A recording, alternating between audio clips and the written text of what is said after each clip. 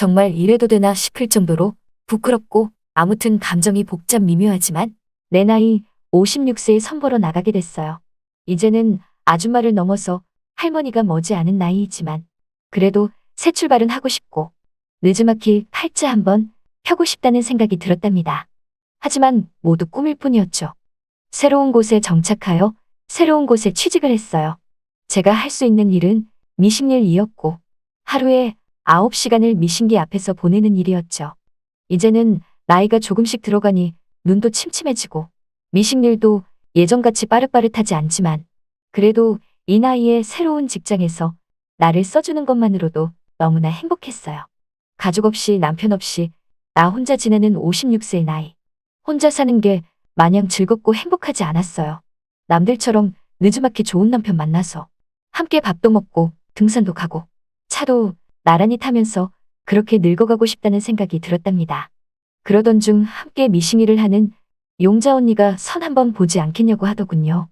그래서 전 그게 무슨 말이냐고 하니까 이제 환갑이 넘은 호라비가 한 명 있는데 얼마 전에 사별하고 혼자가 됐다면서 선 한번 보지 않겠냐고 다시 묻더라고요. 저는 용자 언니에게 망측스럽게 이 나이에 무슨 선이냐고 말했죠. 그랬더니 용자 언니가 하는 말이 어차피 인생 60부터 아니냐면서 아직 60도 안 됐으면서 새로운 인생 찾아가라고 하더라고요. 그러면서 저보고 하는 말이 현재 혼자이지 않냐며 그럼 잘된 거 아니냐면서 지금 혼자 사니까 혼자인 남자 만나서 노년을 좀 더 행복하게 보내라는 말을 했답니다. 그 말을 들으니 뭔가 솔깃하게 다가왔어요. 나도 사실 누군가를 새로 만나고 싶다는 생각이 들었거든요. 그러나 내 처지도 그렇고 과연 내가 누굴 만나도 되는 건지 이런저런 고민이 앞서기 시작했답니다. 하지만 용자 언니는 내 고민을 아는 건지 3일 동안이나 저에게 선보라고 말을 했답니다. 이 남자 놓치면 정말 후회한다면서 절대 호라비로 살아갈 사람 아니라며 아내가 지병으로 죽어서 사별을 해서 그렇지 정말 좋은 남자라며 꼭 선봐서 새로운 인생 찾아가라고 자꾸 말을 하더라고요. 그 말을 들으니 선을 보고 싶다는 생각이 들었어요. 내 주제에 내 나이에 그러면 정말 안 되지만서도 용자 언니에게 좋다고 말하며 선을 보겠다고 말을 했답니다. 그리하여 선자리가 마련됐고 드디어 쉬는 날 선을 보러 나가게 되었답니다. 다방 커피숍에 들어섰는데 저 멀리 용자 언니가 보이더라고요. 용자 언니가 손을 흔들며 여기로 오라고 말을 하길래 저는 용자 언니 쪽으로 다가갔어요. 마치 수줍은 어린 소녀 마냥 고개도 제대로 못 들고 그렇게 용자 언니 쪽으로 다가가니 머리숱도 적고 머리도 희끗희끗한 남자가 옆에 앉아있더군요. 용자 언니는 그 남자를 제게 소개시켜줬어요. 서로 인사하라고 하기에 우리는 인사를 했고 어색한지 서먹서먹한 분위기가 이어지자 용자 언니는 자기가 눈치 없게 이럴 때가 아니라면서 자기 먼저 일어날 테니 서로들 얘기하며 좋은 시간 보내라고 하더라고요. 그러면서 용자 언니는 일어서며 제게 귓속말로 돈 많은 사람이니까 양식집이라도 가서 맛있는 거 꼭 먹고 오라고 하지 뭐예요. 그리곤 용자 언니는 나갔답니다. 그 남자는 비록 머리숱이 나이를 말해줄지언정 그래도 그 나이에 몸매 관리는 잘한 것 같더라고요. 뱃살도 안 보이고 호리호리한 게 정말 건강하고 날씬해 보였답니다. 남자는 저에게 다짜고짜 자신이 살아온 인생 이야기를 하지 뭐예요. 그 얘기를 거짓말 안 하고 20분 동안 한 것 같아요. 처음에는 이 남자 선보러 나와서 자기 얘기만 하고 있다고 생각했어요. 그런데 계속 듣다 보니 정말 이 남자도 고생 많이 했고 산전수전 다 겪었구나 하는 걸 알게 되었죠. 남자가 하는 말이 자기도 이제 환갑이 넘었고 인생에서 여자는 끝이라고 생각했지만 날 보는 순간 자기 인생에 새로운 여자가 있다는 걸 비로소 알게 됐다고 하지 뭐예요. 그 말을 들으니 왜 이렇게 부끄럽던지 그러면서 남자는 직진으로 그냥 저한테 청혼을 하듯 서로 볼 것 없이 영희 씨 우리 결혼합시다 라고 하는데 왜 이렇게 순간 떨리던지 선보러 나와서 갑작스런 프로포즈에 당황한 건 사실이지만 그래도 왠지 이 남자가 믿음직스러웠어요. 그 말을 듣는 순간 바로 그러겠다고는 하지 않았지만 마음은 벌써 이 남자로 정하게 되었죠. 그렇게 우리는 다방에서 일어나 양식집으로 이동을 했어요. 오랜만에 칼질 좀 해보니 정말 예전으로 돌아간 느낌이더라고요. 그리고 우리는 거리를 함께 걸었답니다.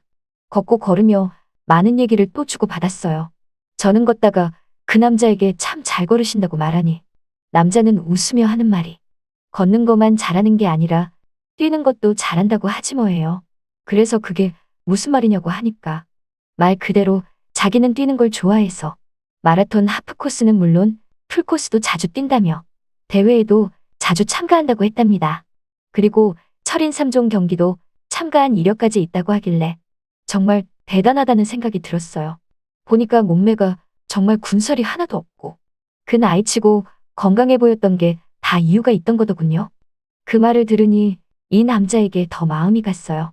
어느덧 어스름이 지는 시간이 다가왔고 우리는 뜨끈한 어묵 국물이 생각나는 포장마차로 이동해서 술자리를 했답니다. 빈 소주 잔에 서로 소주를 따라주며 술을 마시고는 우리는 취하게 됐어요. 사실 저 술 잘 못 마시지만 제가 술을 좀 마신다는 것.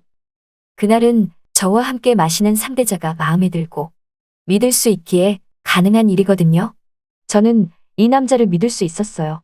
그렇게 서로 술을 마시며 다시 이런저런 얘기를 하다가 저는 너무 오버를 했는지 그만 그 자리에서 고개를 파묻고 쓰러졌는데 그 뒤는 생각이 안 나더라고요. 어느덧 날이 밝아서 깨어보니 제가 웬 침대에 누워있지 않겠어요?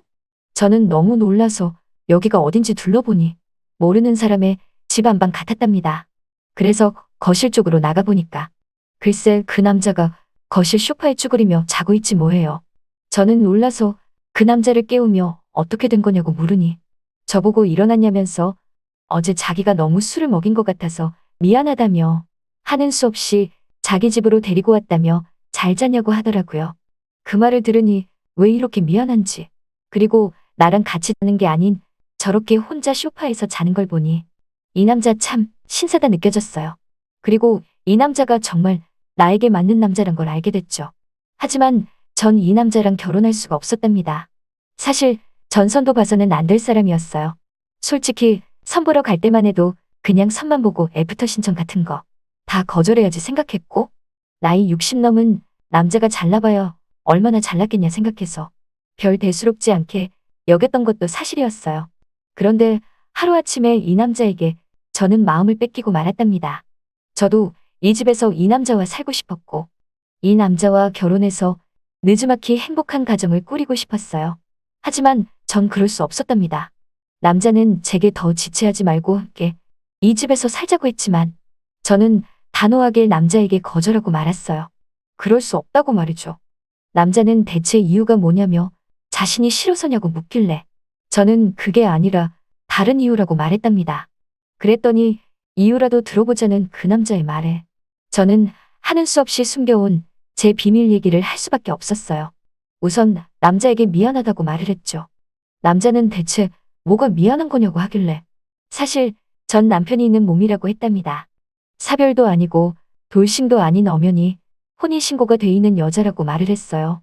그 순간 남자가 너무나 황당한 듯 자리에 푹 주저앉고 말더군요. 남자는 제게 그런데 왜 선보러 나온 거냐고 하길래 저는 용자 언니가 제 사정을 모르니 그냥 혼자 사는 여자인 줄 알고 선보러 나가라고 하도 말하길래 어쩌다 보니 재미삼아 한번 나와본다는 게 여기까지 오게 됐다고 말을 이어나갔답니다. 사실은 전 20년 전에 결혼을 했고 결혼한 남자는 15살 연하의 남자라고 말을 했죠. 처음에는 그 연하의 남자가 애기처럼 보이고 마음에 안 들었지만 어느 순간부터 남자로 보이기 시작했다며 그 남자도 나에게 정말 잘해주고 나를 살뜰히 대해주며 챙겨주니 마음이 갔고 급기야 그 남자랑 한 입을 덮고 살게 되었다고 말을 했답니다. 연하 남편은 처음 몇 년은 정말 제게 잘해주고 늘 웃는 얼굴로 대해주더니 몇 년이 지난 어느 날부턴가 제가 늙었다고 싫다고 그러고 저를 창피한 존재로 여기지 뭐해요. 그렇게 착할 것만 같던 연하의 남편이 어느 순간부터 술을 많이 마시기 시작했고 술을 마시고 들어오는 날은 여지없이 저를 때렸다고 했어요.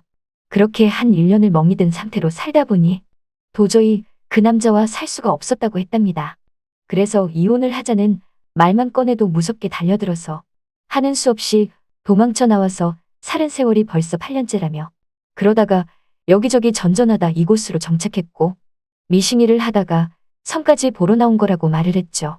그 말을 하면서 저는 눈물을 주룩주룩 흘렸어요.